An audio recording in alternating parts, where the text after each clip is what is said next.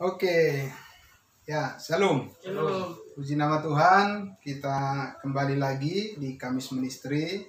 Pada siang hari ini, kita melanjutkan diskusi kita, pelajaran kita tentang bagaimana kita lebih memahami lagi tentang kebenaran Injil kasih karunia Allah, Injil keselamatan.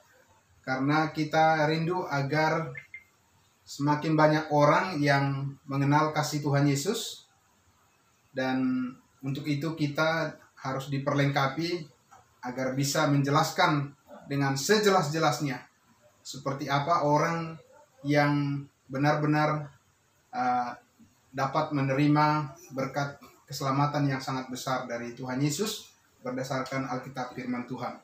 Nah, siang hari ini kita akan melanjutkan apa yang sudah kita diskusikan pada hari Kamis yang lalu, ya, yaitu bagaimana kita lebih mendalami lagi, memahami tentang Injil keselamatan dan bagaimana supaya mudah menyampaikannya juga kepada orang lain dan lebih mudah dipahami oleh orang lain, ya.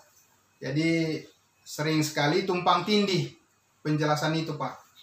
Ya, Pak Pendeta Pak Pulungan tadi sudah menyampaikan bagaimana supaya kita lebih mudah dan menjelaskan kepada orang lain, dan orang lain itu lebih mudah menangkap, ya, seperti apa sebenarnya konsep keselamatan yang Tuhan nyatakan pada saat ini kepada kita. Nah, jadi saya akan membuat satu gambar, Pak, ya, untuk lebih mudah nanti kita memahami. Saya buat dulu di sini untuk membedakan antara dua program Allah, ya. Jadi kita bagi dua waktu saja dulu, yaitu waktu yang dulu dan yang sekarang. Bagaimana program Allah dulu dan sekarang. Nah, itu, ya. Dan ini sangat menentukan bagaimana kita memahami Injil yang menyelamatkan saat ini. Nah, saya buat di sini salib Kristus. Ya. Nah, sebelum salib Kristus itu adalah program Allah yang disebut dengan program Perjanjian Lama. Oke? Perjanjian Lama. Perjanjian Allah kepada bangsa Israel. Oke? Dan di dalam program Allah, perjanjian Allah kepada bangsa Israel ini, di situ ada satu hukum penuntun yang disebut dengan hukum Taurat. Oke? Ya. Nah, hukum Taurat ini kita akan lihat sebentar. Ini sebetulnya diberikan oleh Allah kepada siapa? Kepada semua orang kah? Ataukah Tuhan memberikan ini adalah kepada sebuah bangsa pilihan yang disebut dengan bangsa Israel? Kita lihat dulu di Mazmur 147. Mazmur 147. Ya, mari kita lihat Mazmur 147.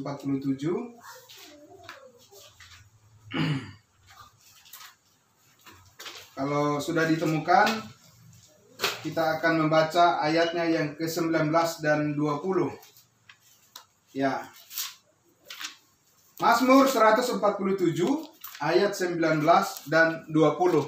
Di sini kita akan menemukan sebetulnya nabi-nabi perjanjian lama itu memahami dan menyadari hukum Taurat itu ditujukan untuk dilakukan oleh siapa? Ya, oleh semua orang kah atau hanya khusus kepada bangsa pilihan saja, yaitu bangsa Israel? Ayat 19 dan 20. Ya. Oke. Ya. Kita baca.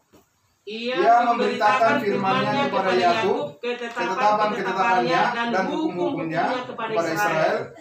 ia tidak berbuat demikian kepada segala bangsa. Perhatikan tuh. Ya, dan hukum-hukumnya tidak mereka kenal. Haleluya. Ada haleluya lagi. Kalau ada kata haleluya, apa itu? Ungkapan sukacita, pujian yang besar kepada Tuhan. Karena Tuhan memberitakan hukum-hukumnya, hukum Taurat kepada umatnya Israel, dan tidak memberikannya kepada semua bangsa. Haleluya, kata Daud. Ya, dia bersukacita. Seperti itu. Ya. Nah, oke. Nah, ini kita akan lihat lagi di dalam 1 Timotius pasal 1. Jadi tadi Mazmur 147 ya. Ayat 19 20. Kemudian kita lihat lagi 1 Timotius pasal 1. Ya. Ayatnya yang ke-6 sampai 10. Nah, di sini kita akan melihat lagi bagaimana Rasul Paulus menegaskan sebenarnya secara praktis hukum Taurat ini ditujukan pada siapa? Ya. Kalau secara historisnya tadi sudah kita lihat ditujukan kepada bangsa Israel, tidak kepada semua bangsa gitu, ya. Nah, bagaimana secara praktisnya? Ini diberikan kepada siapa? 1 Timotius 1 ayat 6 sampai 10. Oke? Ya. Silakan. Tetapi ada orang yang tidak sampai pada tujuan itu dan Ya. yang sesat dalam omongan yang sia-sia. Mereka itu hendak menjadi pengajar hukum Taurat tanpa mengerti perkataan mereka sendiri dan pokok-pokok yang secara mutlak mereka kemukakan. Ya. Kita tahu bahwa hukum Taurat itu baik kalau tepat Kita digunakan. tahu bahwa hukum Taurat itu apa? Baik. Itu hukum Taurat itu bukan jahat. Itu baik. Kudus. Jikalau tepat dilakukan, digunakan. Dilakukan dan digunakan oleh siapa? Lanjut, Pak. Yakni dengan keinsapan bahwa hukum Taurat itu bukanlah bagi orang-orang benar. Saya tulis di sini. Ya, jadi yang penganut hukum Taurat tolong didengarkan firman Tuhan yang hari ini saya sampaikan, yang kita baca. Ya, hukum Taurat itu Bukanlah bagi orang yang bukan benar. untuk Orang yang benar. orang benar. Sudah? Jadi lihat. Jadi kalau ada saat ini orang yang merasa sudah dirinya benar, tapi masih menjalankan hukum Taurat, bukan untuk dia. Hukum Taurat itu adalah bukan untuk orang yang benar. Oke? Ya. Sudah? Tetapi untuk siapa? Lanjut. Melainkan bagi orang durhaka Ah. dan orang lalim. Durhaka, tulis. Lanjut. Dan orang lalim Lalim, bagi orang fasik fasik. dan orang berdosa. Nah, orang berdosa. Jadi siapa yang merasa orang berdosa? Ya, Untuk dia lah itu. untuk dia lah itu, ya, hukum Taurat itu. Sudah? Bagi orang duniawi. Oke, lanjut lagi. Siapa? Bagi orang duniawi Orang duniawi. dan yang tak beragama. Nah, tak beragama. Hukum Taurat itu ya untuk mereka. Ya. Orang yang tak beragama. Untuk siapa lagi? Bagi pembunuh, bapak. Bagi pembunuh Bapak. bapak. Dan pembunuh ibu. Pembunuh ibu. Bagi pembunuh pada umumnya. Oh iya, bagi pembunuh umumnya. Oke. Bagi orang cabul. Nah, orang cabul, Orang pemburit. pemburit, Bagi penculik. penculik, Bagi pendusta. pendusta, Bagi orang makan sumpah. ya, yang makan sumpah. Dan seterusnya. Untuk mereka lah Hukum Taurat. Taurat ini diberlakukan. Yes. Sudah, Pak? Ya. Jadi orang yang ingin diselamatkan karena dia menganut hukum Taurat, maka posisi dia adalah di sini. Orang yang tidak benar. Ya. Gunanya adalah untuk mereka. Ya. Sudah? Nah, sekarang itu berbicara tentang dulu. Ya. In the time past. Oke, Pak? Sebelum, pengertiannya dulu adalah sebelum apa? Salib. Sebelum Salib. salib. Iya, sebelum. Sebelum Yesus mati di kayu salib. Iya. Karena nanti akan kita lihat. Kenapa sebelum? Karena nanti akan kita lihat firman Tuhan yang mengatakan, tetapi sekarang, Yes. ya, tetapi sekarang oleh salib Kristus, begitu ya, di dalam Kristus yang disalibkan. Nah, itu berbicara tentang sekarang. Sudah? Ya. Ini adalah program Allah tentang anugerah. Anugerah. Ya. Atau kasih karunia. Nah, ini adalah sekarang. Waktu sekarang. Jadi kalau kita berbicara firman Tuhan yang diberlakukan sekarang, nah kita lihat itu adalah di dalam program Allah yang berkaitan dengan kasih karunia-Nya berdasarkan kematian daripada Yesus Kristus di atas kayu salib. Gitu. Ya. Nah, di dalam kasih karunia ini, anugerah ini tidak ada hukum Taurat. Ya. Bagaimana kita tahu itu? Kita akan lihat dulu di dalam Efesus pasal 2 ayatnya yang ke 14-15. Ya. Sudah? Kemudian nanti kita lihat juga di dalam Roma pasal 6 ayatnya yang ke-14. Kita mulai dulu dari Efesus pasal 2. Oke. Bagaimana Tuhan mengubah programnya yang tadinya adalah diperuntukkan kepada bangsa pilihan, yaitu bangsa Israel, tetapi karena mereka menyalibkan Mesias, maka program Tuhan kepada bangsa Israel itu dipending atau ditunda.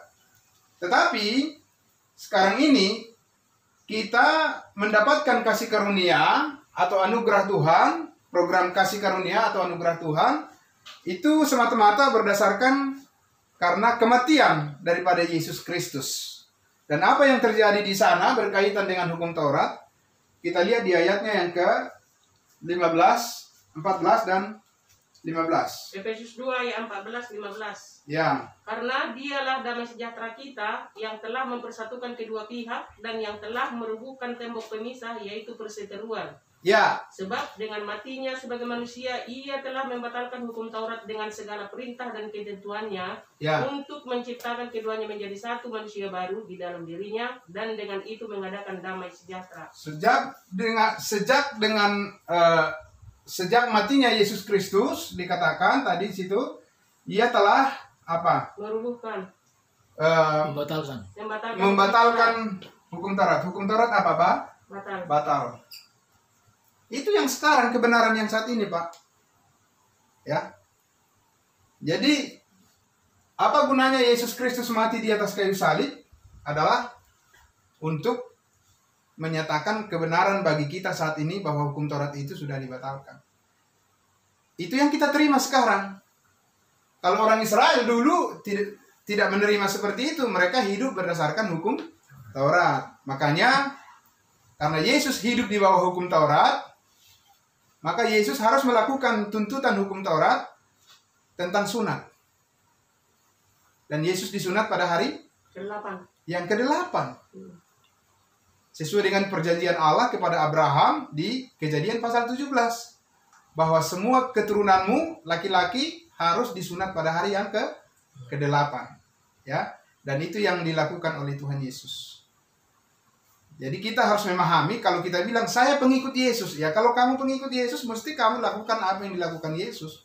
Kalau Yesus itu disunat pada hari yang ke-8, maka orang yang mengatakan pengikut Yesus juga harus melakukannya seperti Yesus melakukannya. Ya. Kalau pengertiannya ya tanpa membagi dengan tepat apa yang dulu, apa yang sebelum dan sesudah salib. Ya, tapi pengertian kita yang benar adalah sesudah salib itu kan sudah selesai semua. Apanya? Tuntutan daripada hukum Taurat itu, Sabat, hukum soal makanan dan minuman, haram dan halal itu tidak dikenal lagi. Karena di dalam Kristus kita satu, tidak ada lagi Yahudi, tidak ada Yunani, tidak ada perbedaan bangsa. Amin. Tidak ada perbedaan suku, ya, tidak ada perbedaan warna kulit. Kita satu di dalam Kristus saat ini. Itu Pak. Ya, ini yang sangat penting dipahami. Supaya kita bisa mengambil inti daripada Injil itu, berita keselamatan itu, kalau kita sampaikan kepada orang lain, jangan sampai kita menyampaikan kabar baik, tapi kita berada di mana? Di bawah hukum Taurat. Coba kita lihat Roma 6 ayat 14. Ya, ini prinsip yang saat ini, prinsip Injil yang saat ini harus dikelirkan supaya kita berhati-hati di dalam pemberitaan kita. Jangan sampai kita lagi membuat orang di bawah hukum Taurat dan pemberitaan kita memberatkan orang lain sehingga orang lain itu malah bukannya semakin dekat dengan Tuhan, maka malah makin jauh. Ya. Ayat 14, Roma 6 ayat 14. Ya. Sebab kamu tidak akan dikuasai lagi oleh dosa, Ya. karena kamu tidak berada di bawah hukum Taurat, Ya. tetapi di bawah kasih karunia. Ya, kita tidak berada di bawah kuasa dosa dan hukum Taurat. Ya, tidak di bawah kuasa dosa dan hukum Taurat. Kok bisa? Karena Kristus sudah menyelesaikan semuanya di atas kayu salib, dan bahkan dia sudah mati, kemudian dia bangkit, ya, naik ke surga, duduk di sebelah kanan Allah Bapa, sehingga saat ini, ya, jadi pemberitaan firman itu jangan diaduk semua dari Alkitab, pasti kacau Pak. Kacau semuanya, ya kan? Kalau diaduk semua, ya kan?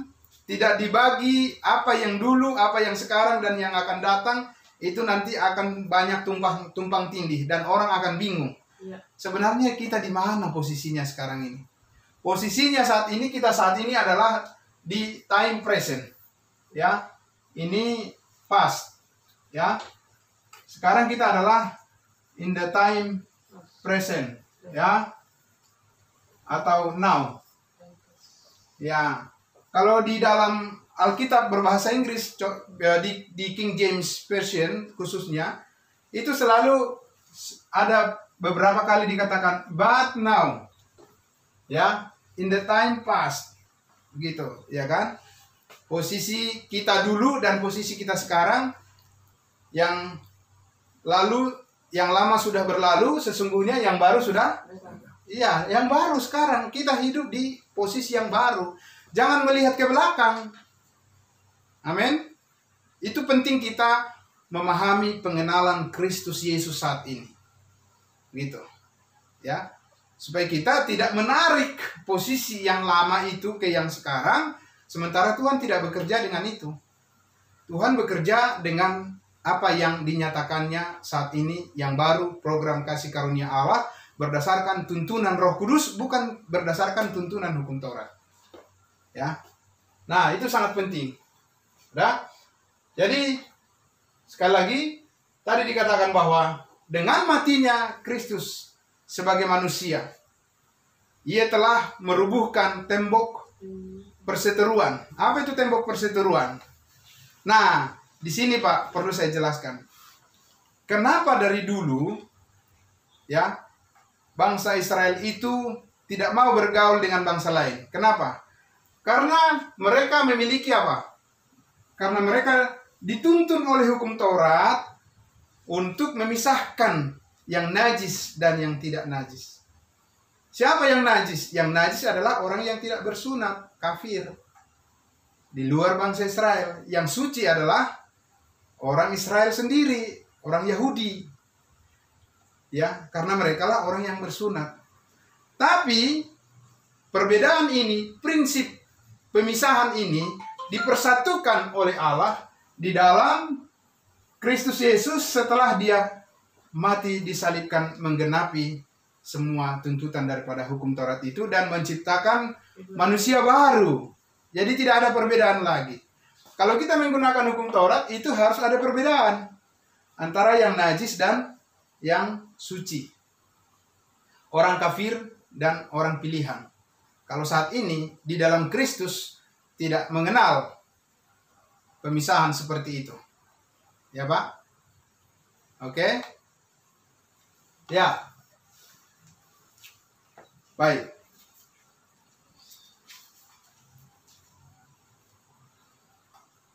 Nah, sekarang kita lihat lagi Filipi pasal 3 ayat 2 sampai 9. Oke? Filipi pasal 3. Filipi pasal 3. Ini adalah kesaksian dari mantan ahli Taurat dan Farisi. Ya. Mantan ahli Taurat dan Farisi tentang hukum Taurat, bagaimana dulu dan bagaimana sekarang. Dan dia bersyukur sekali karena saat ini dia tidak lagi berada di bawah hukum Taurat itu sendiri. Ya. Nah, silakan boleh dibaca Filipi pasal 3 ayatnya yang kedua sampai ayatnya yang ke-9. Oke. Hati-hatilah terhadap anjing-anjing. Ya. Hati-hatilah terhadap pekerja-pekerja yang jahat. Ya. Hati-hatilah terhadap penyunat-penyunat yang palsu. Karena kitalah orang-orang bersunat Ya. yang beribadah oleh Roh Allah dan bermegah dalam Kristus Yesus dan tidak menaruh percaya pada hal-hal lahiriah. Nah, perhatikan di situ baik-baik. Sekarang dikatakan kitalah orang-orang yang bersunat. Tapi bukan bersunat secara apa? Secara jasmani, Pak.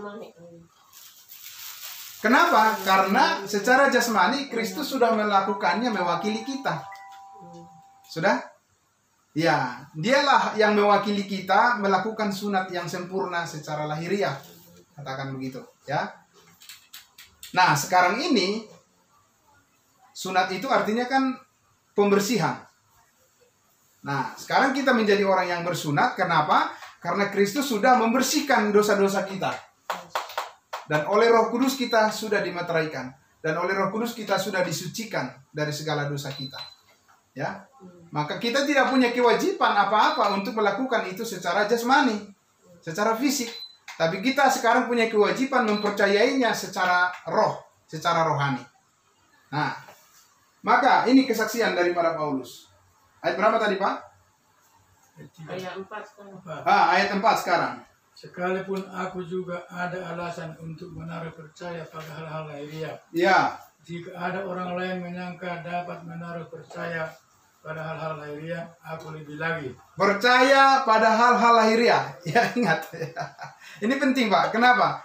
Karena ketika Yesus hidup di bumi ini, dia melakukan hal-hal yang apa? Lahiriah. Yang lahiriah. Yang lahiriah itu adalah tuntutan daripada iya, kan penyucian secara jasmani itu kan itu hal-hal lahiriah semua. Dan itu adalah tuntutan dari hukum Taurat bagi orang Israel. Karena mereka adalah umat Tuhan yang akan ditempatkan di bumi ini untuk selama-lamanya. Ya. Jadi hukum Taurat itu cocok buat mereka. Gitu ya.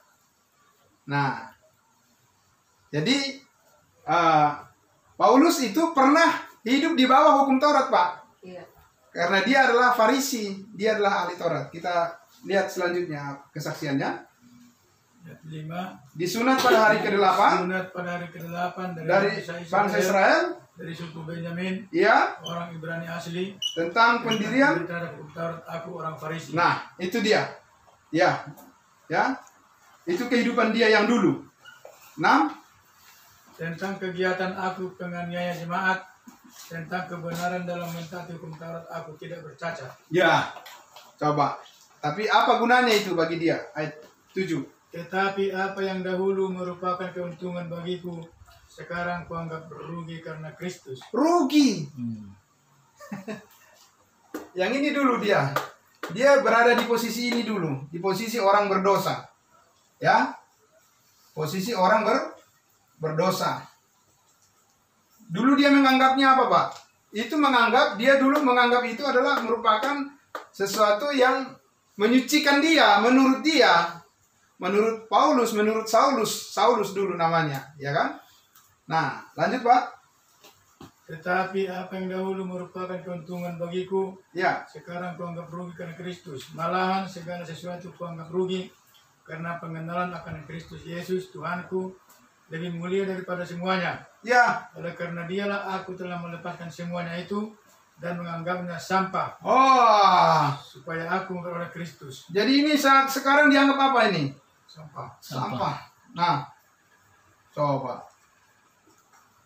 Itu dia tegas sekali dia, Pak. Ya. Jadi tidak bisa kita kompromi tentang kebenaran ini. Paulus bilang itu kuanggap sampah. Kenapa? Karena pengenalan akan Kristus Yesus saat ini jauh lebih mulia daripada semuanya. Itu yang dikatakan tadi sampai ayatnya yang ke-10. 9. Dan berada dalam dia bukan dengan kebenaranku sendiri Ya, karena mentaati hukum Taurat, melainkan dengan kebenaran karena kepercayaan kepada Kristus, yaitu kebenaran yang Allah anugerahkan berdasarkan kepercayaan. berada dalam Yesus. Nah, ini penting, Pak. Bagaimana orang berada dalam Yesus saat ini? Paulus katakan bukan karena melakukan hukum Taurat. Bukan. Ya kan? Tapi karena kebenaran apa? Karena kebenaran berdasarkan apa? Kepercayaan. Amin. Kebenaran berdasarkan kepercayaan atau iman. Bukan karena berdasarkan perbuatan. Ya. Iya, itu maksudnya, Pak. Sudah? Iya, ini. Jadi, begini, Pak. Bapak Ibu. Dulu, kapan Bapak Ibu? Ini dulu. Ada kebenaran Allah berdasarkan apa? Berdasarkan perbuatan. Siapa yang melakukannya, dialah yang dibenarkan. Gitu, Pak. Kapan? Dulu. Ini. Dulu. Sudah? Siapa yang berbuat, itu yang dibenarkan. Ya. Sudah? Tapi Alkitab mengatakan, Roma 3 mengatakan apa? Ayat 10, tidak ada yang benar. Seorang pun tidak. Ternyata fakta membuktikan setelah diujikan kebenaran Allah berdasarkan perbuatan, ternyata semuanya adalah nol.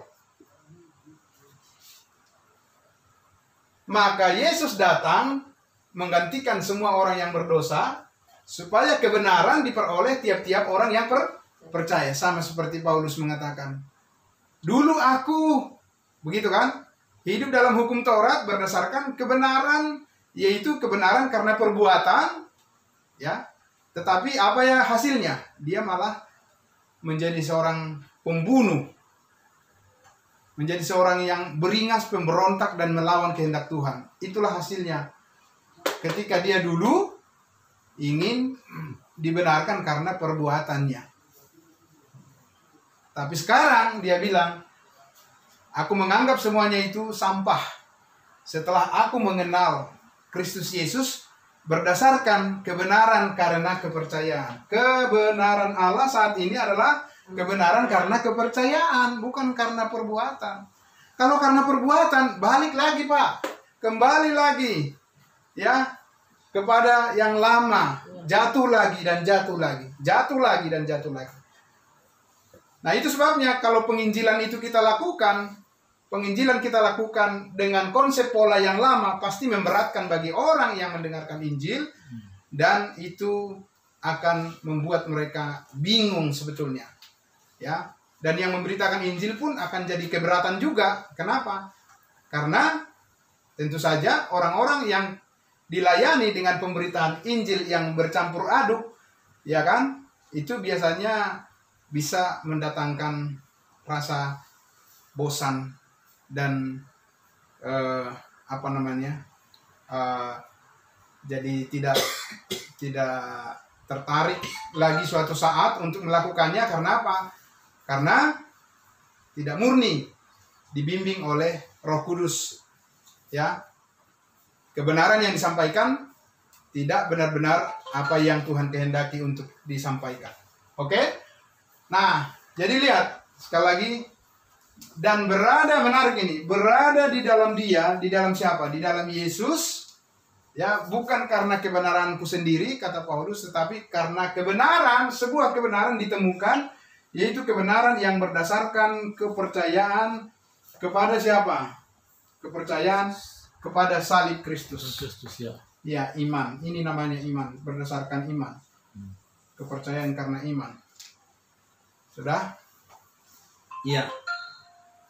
Jadi maksudnya begini, poinnya biar lebih jelas begini. Ya. Jadi, yang menopang keselamatan kita itu, Pak, yang menopang keselamatan kita itu bukan iman kita. Saya ulangi sekali lagi ya. Yang menopang keselamatan kita itu bukan iman kita, bukan kesetiaan kita, tapi kesetiaan Kristus di apa? Di kayu? Iya, makanya keselamatan kita itu 100% terjaga. Bukan karena kesetiaan kita, bukan karena iman kita yang kuat, bukan. Ya, iman kita hanya saluran saja. Efesus 2 ayat 8 dan 9, sebab karena kasih karunia kamu diselamatkan melalui iman. Itu bukan hasil usahamu, itu bukan hasil pekerjaanmu, jangan ada orang yang memegahkan diri. Jadi yang menopang kita itu adalah kesetiaan Yesus di sini, di salib ini. Kan kesetiaan Yesus itu kan 100%, Pak. Dan itu yang diperhitungkan oleh Allah menjadi kebenaran kita melalui iman kepadanya. Amin. Ini. Makanya saat ini kebenaran Allah adalah kebenaran berdasarkan iman.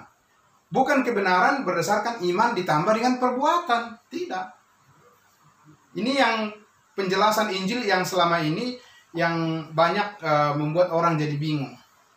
Di satu sisi dia senang mengikuti Yesus, tapi di dalam perjalanan iman selanjutnya dikatakan apa? Kalau kamu tidak setia, kalau kamu tidak memberikan ini, melakukan ini, kalau kamu tidak melakukan itu, kamu belum tentu diselamatkan. Kembali lagi kemana? Langsung kembali ke nol. Walaupun di awal orang itu bersemangat mengikuti Yesus, tapi setelah disuguhi lagi ya pemberitaan dari yang lama ini, ya, maka orang itu akhirnya menjadi ragu lagi. Ragunya dia katakan apa? Berarti kita ini belum tentu selamat. Belum tentu selamat. Tapi di awal tadi dia bilang apa? Nah, kamu terima Yesus, ya, terima Yesus. Hanya itu, Pak? Iya, terima Yesus. Percaya Yesus mati hapus semua dosa? Iya, percaya. Amin, amin. Sah. Nanti di perjalanan selanjutnya disuguhin lagi dia, kalau kamu tidak setia mengikuti Yesus, tidak memberikan ini, melakukan itu dan melakukan, kamu belum tentu diterima. Bingung dia, Pak. Bingung dia. Kemarin katanya saya sudah dijamin, sekarang persyaratan ditambahkan, ya kan begitu. Persyaratan berat lagi, ya. Nah, sekarang kita lihat lagi di Efesus 1 ayat 13. Ya, Efesus 1 ayat 13 di sini. Efesus 1 ayat 13. Ya, dan 14 untuk melihat ya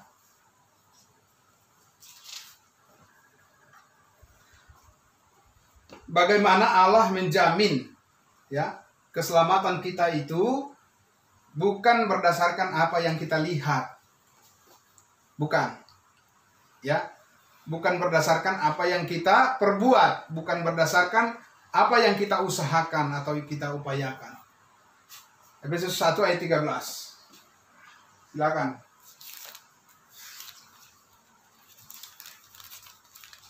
Di dalam Dia kamu juga, karena Ya. kamu telah mendengar firman kebenaran. Di dalam Dia kamu juga. Ini kita sinkronkan tadi. Yang Paulus katakan, dan aku berada di dalam Yesus. Ya. Di dalam Yesus. Oke. Karena apa? Karena kamu telah mendengar firman kebenaran. Ya. Karena apa? Karena melakukan apa karena mendengar? Dengar. Iya, mendengar. Jangan karena melakukan. Tidak ada orang yang bisa berada di dalam Yesus karena melakukan. Saya ulang sekali lagi. Ya. Tidak ada orang yang berada di dalam Yesus saat ini karena melakukan. Tidak ada. Dikatakan di sini karena mendengar. Kenapa karena mendengar? Karena iman itu timbul dari pendengaran. Roma 10 ayat 17. Itu sebabnya pentingnya pemberitaan Injil itu, Pak Pendeta Surbakti, Pak Pendeta Pulungan. Kenapa, Pak, kita harus memberitakan Injil, Pak? Kenapa? Harus didengar. Karena tidak mungkin ada orang yang diselamatkan Kalau tidak diperdengarkan. tanpa pernah diperdengarkan Injil itu. Kan Paulus sudah jelaskan itu di Roma 9, kan?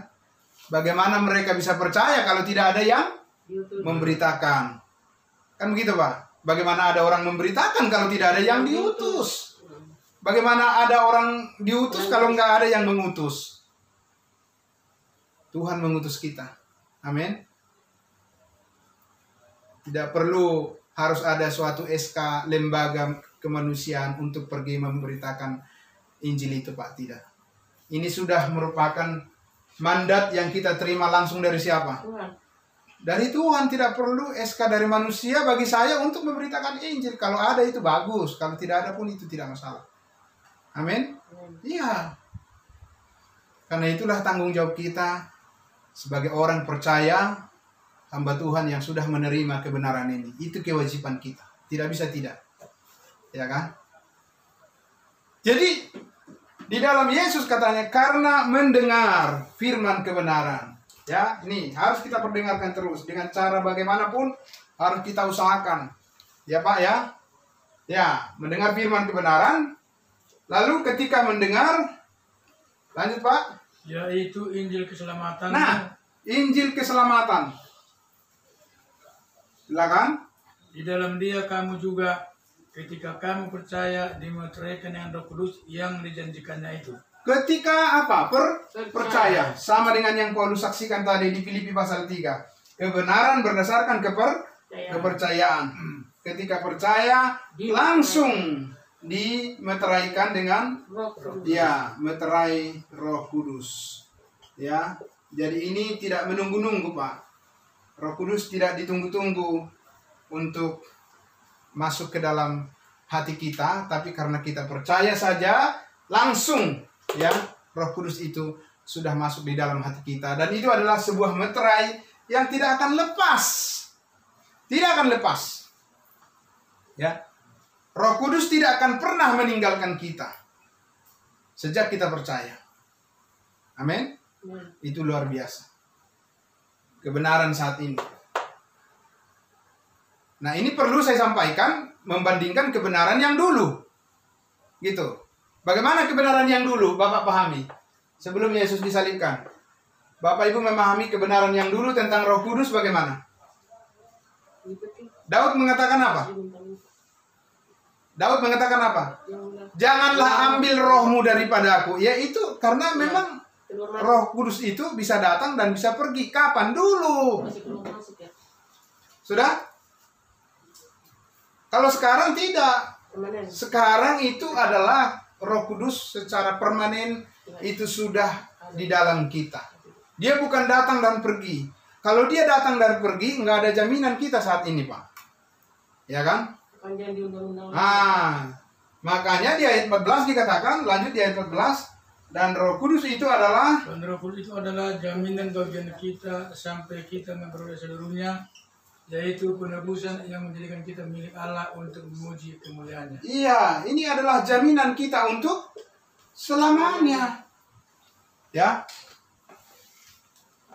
Nah, mana yang lebih meyakinkan dan membawa damai sejahtera?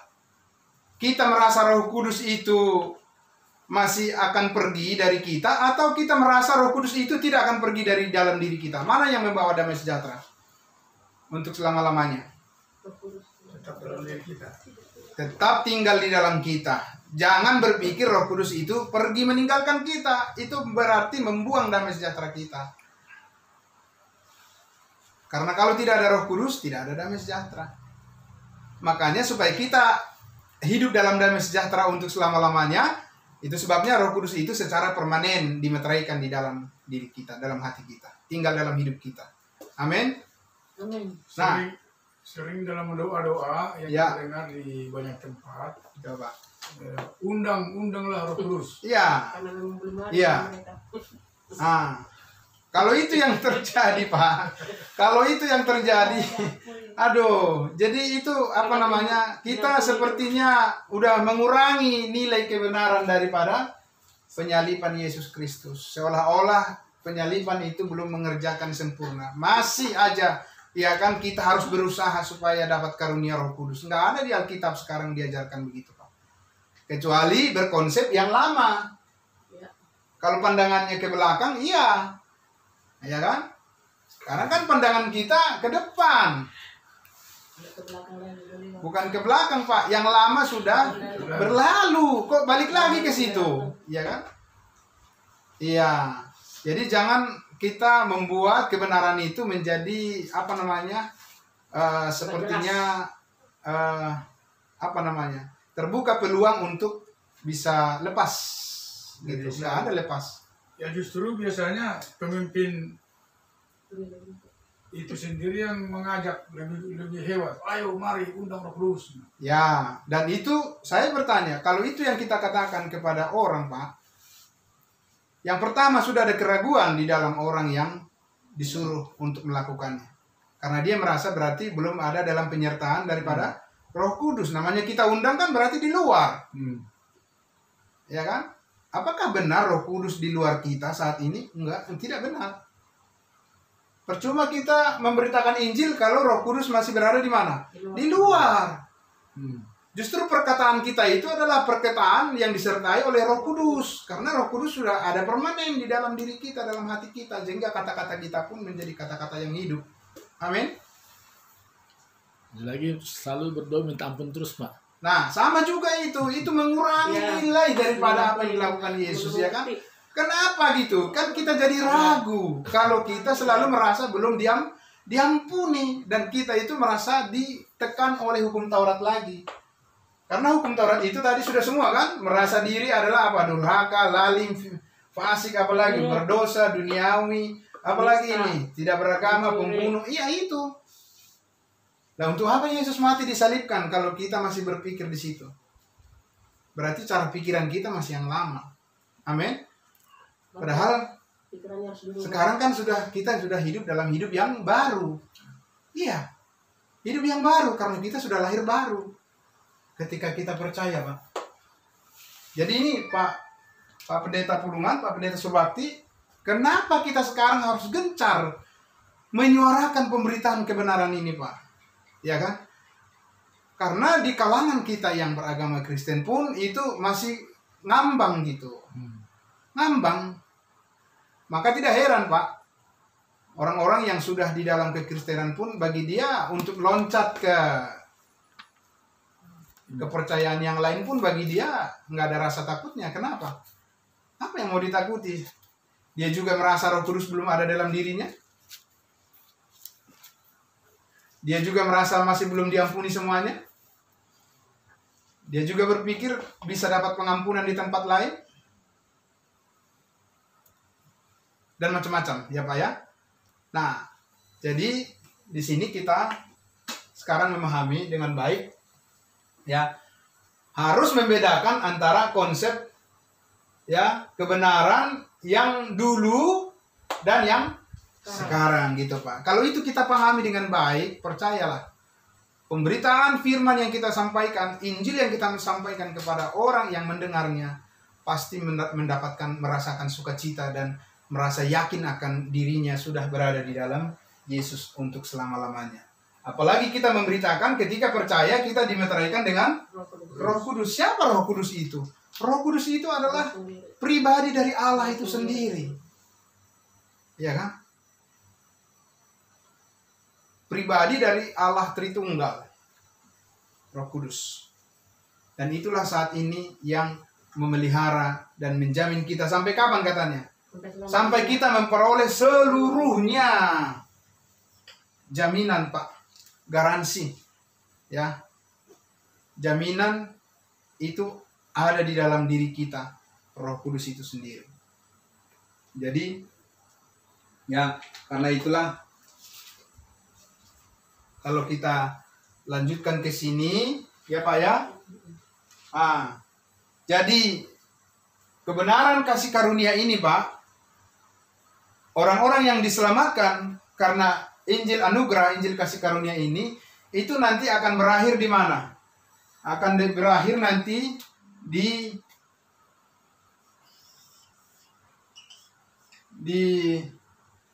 hari pengangkatan yang disebut dengan rapture. Ya. Jadi semua kita nanti orang percaya yang sudah dimeteraikan dengan Roh Kudus, diangkat ke surga. ya ini namanya apa? Pengangkatan. Pengangkatan. Iya, Akan berakhir di situ semuanya.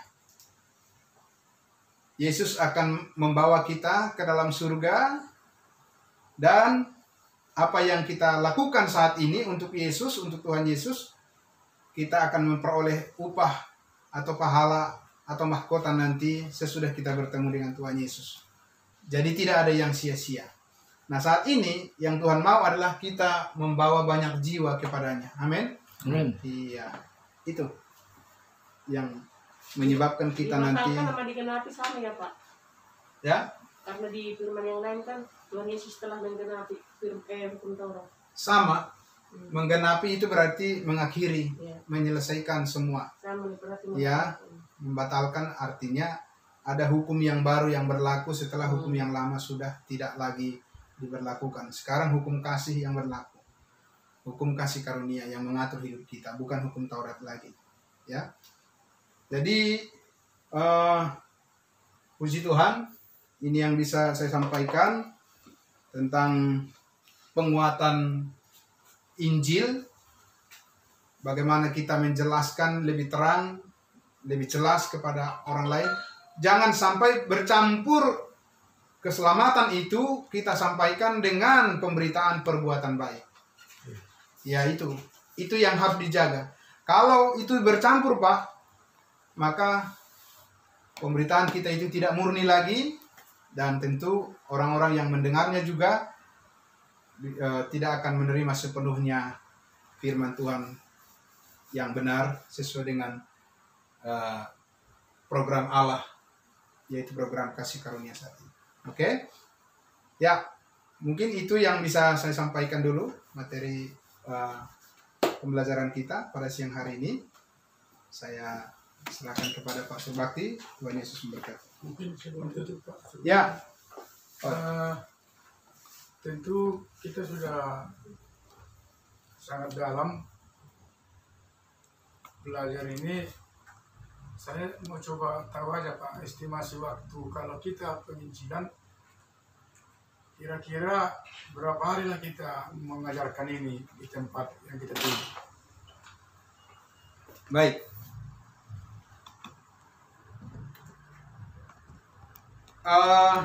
Sebetulnya Injil ini karena begitu simpel, ya, karena begitu simpel, sebetulnya itu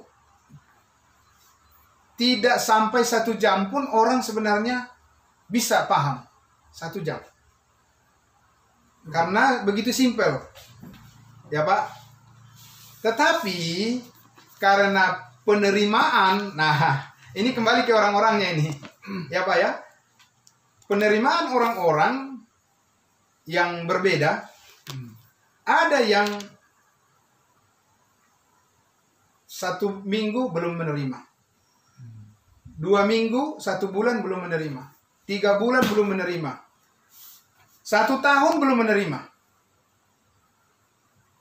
20 tahun pengalaman nih Pak, 20 tahun dia baru menerima. Bapak bayangkan tuh.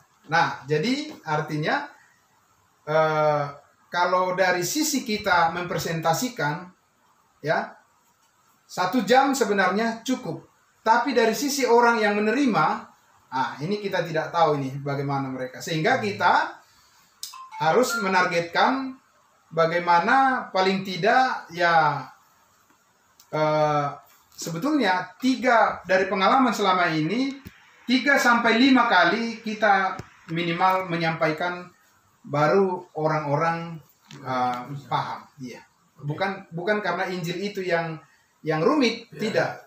Tapi karena orang-orang yang menerima itu sudah ada isinya, sehingga untuk membuat itu kadang-kadang, meluruskan itu kadang-kadang butuh waktu. Ya, 3-5 kali, Pak. Oke. Terima kasih. Serahkan ke Pak Serba. Ini hanya saya minta penegasan dari Pak Charles. Siap. Ya. Tadi kami dengan Pak Tulungan sering-sering, ya. Jadi sering-seringnya yang tadi yang saya bahas, di mana dalam Matius 7 itu, di mana pada ayat 23 katakan, itulah akan terus terang kepada mereka dan berkata, aku tidak pernah mengenal kamu, mengalah daripada aku kamu sekarang pembuat kejahatan. Jadi saya tadi jabarkan, ketika berita itu tidak berita Yesus sampaikan, walaupun kelihatannya ibadah, itu dianggap Tuhan untuk kejahatan. Aku tidak mengenal kamu, karena tidak menceritakan tentang bagaimana Yesus yang korban sudah menyerahkan nyawanya menjadi tebusan bagi banyak orang. Tapi yang luar sana lain yang diberitakan tentang pekerjaan jasmani lah, macam-macam lah, tentang kesembuhan lah. Jadi tidak menyentuh kepada karya Yesus. Nah, saya bilang tadi sahabat Tulungan, itulah membuat makanya Tuhan terus terang, aku tidak mengenal kamu. Kira-kira bagaimana Pak? Coba. Ya, oke. Terima kasih. Ya, jadi kita langsung bisa kembali review apa yang dikatakan oleh Rasul Paulus tadi, ya. Rasul Paulus itu Saulus dulu namanya, dia adalah pemimpin orang Yahudi, pemimpin agama. Kita udah bisa bayangkan, ya, pemimpin agama Yahudi itu tidak bisa sembarangan, Dia pasti pengikutnya banyak sekali, ya. Dan dia pengetahuannya sangat tinggi, ya. Dan dia juga pasti orang yang saleh. Tidak bisa orang yang tidak saleh menjadi pemimpin agama Yahudi, ya. Tapi Paulus kan katakan tadi, persoalannya di mana? Kan persoalannya karena dia tidak mengenal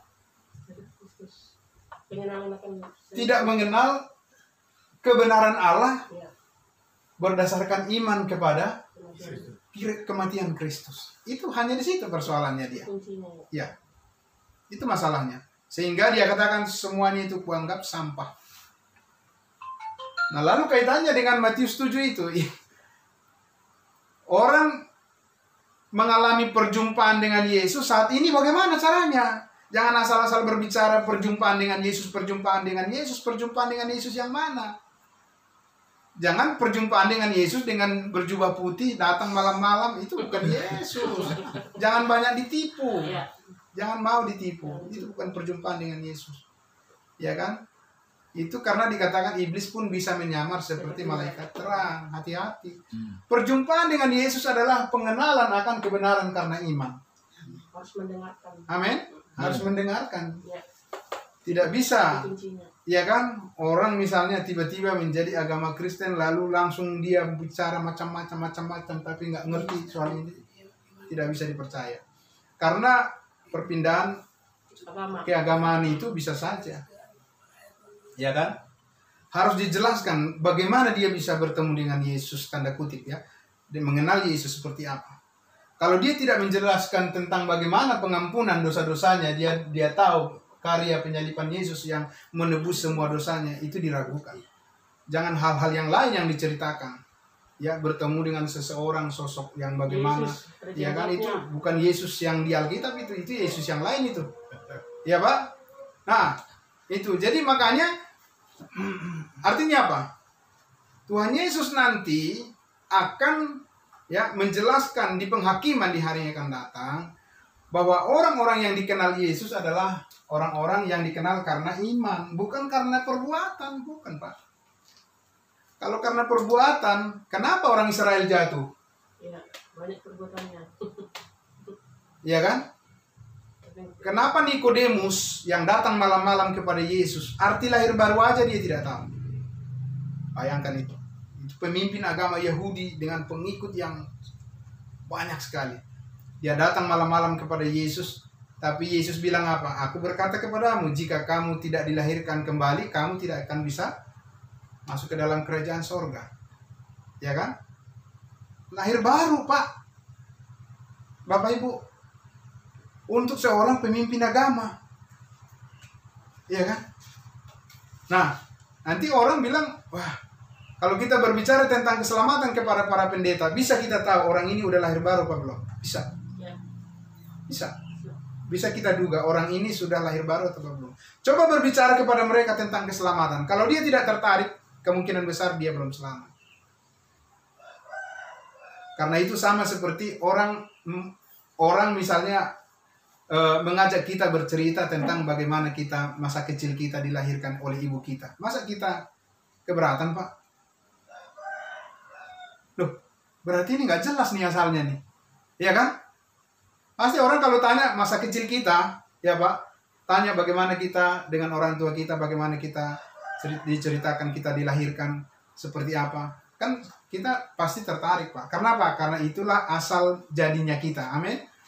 Nah, kalau kita berbicara tentang keselamatan lahir baru, itulah asal jadinya kita sebagai manusia baru. Amin.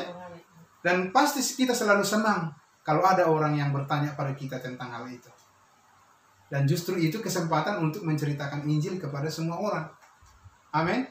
Nah, sekarang yang sampaikan Pak Pendeta Subakti tadi, pendeta sekarang ini berbicara tentang hal-hal jasmani lah, hal-hal kesembuhan jasmani dan sebagainya. Bukan itu tidak penting, tapi Injil bukan di situ.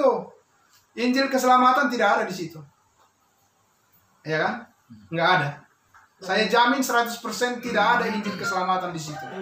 Injil keselamatan adalah di dalam salib Yesus. Bagaimana kita sudah ditebus dengan darah yang mahal dan kita dikuduskan sekali untuk selama-lamanya, dan ketika kita percaya dimeteraikan dengan Roh Kudus. Itu Injil keselamatan. Ya. Nah, ini Bapak Ibu saat ini tidak disukai oleh iblis. Saya katakan tidak disukai oleh iblis. Nah, siapa yang pengikut iblis pasti tidak suka dengan ini. Percaya. Karena iblis sudah tahu kalau kita banyak bicara tentang salib, maka keselamatan akan terjadi. Amin. Orang yang selamat. Iya. Dan juga iblis sudah tahu kalau kita berpaling dari salib, maka orang akan banyak ke neraka. Tinggal kita pilih yang mana yang menjadi pokok pemberitaan kita. Ya, Pak Pendeta Subakti. Ya. Saya kira itu dulu dari saya. Terima kasih. Tuhan Yesus memberkati. Ya, terima kasih banyak. Dan saya juga hari ini gencar menyampaikan kebenaran tentang berkat pengampunan. Amin. Dan ketika saya sampaikan dengan terperinci, ada beberapa orang telepon ke saya. Oh, Ya, jadi mereka merasa timbul rasa haus akan firman. oh iya. Kirim Ya. ayatnya. Ya, jadi sebentar kirim lagi apa semua. Jadi ada juga orang, saya jelaskan tentang doa Bapa kami kan. Nah, jadi kalau orang masih berdoa doa Bapa kami, berarti dia belum yakin sepenuhnya bahwa Tuhan sudah ampuni dosanya. Dia minta ampun terus. Nah, sama seorang anak saya bilang, begitu dengan bapaknya sudah rekonsiliasi, besok lagi anak lagi minta ampun lagi terus begitu. Aku bilang, Belum ini selesai.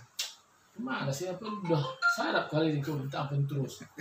Nah, mungkin kita bilang secara jasmani begitu, tapi secara rohani banyak orang melakukan hal yang sama, salah. Aku bilang, kenapa dia nggak yakin tentang Tuhan sudah ampuni 100%, bukan 100%. Amin. Nah, jadi mereka makin senang, ada sebagian juga nggak suka juga ya. Itu pasti ada. Tapi Tuhan berkati ya. Saya juga nanti Selasa juga saya akan melayani, dan saya doa lagi supaya juga sampaikan kebenaran sesungguhnya. Luar biasa. Ya, kita berdoa.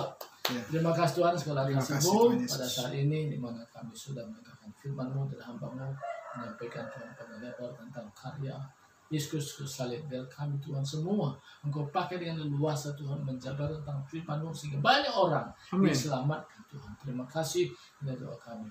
Kami berdoa dan bersyukur. Haleluya. Amin. Amin. Puji Tuhan. Ya. Sudah nih Pak.